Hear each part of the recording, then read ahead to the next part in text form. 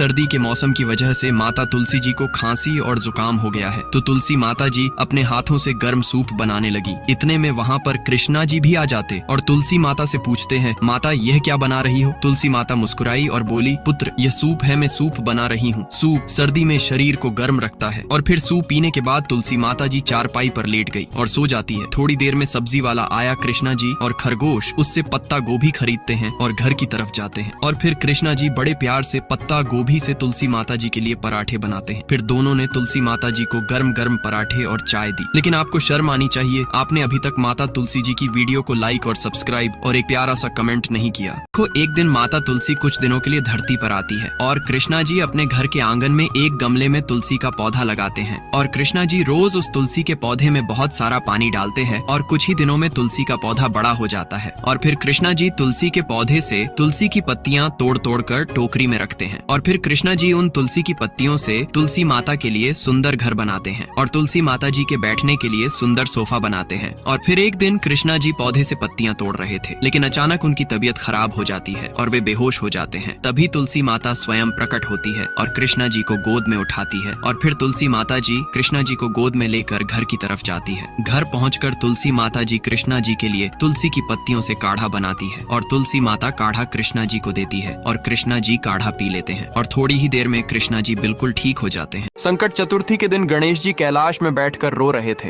तभी माँ पार्वती आई और बोली, क्या हुआ पुत्र, क्यों रो रहे हो गणेश जी?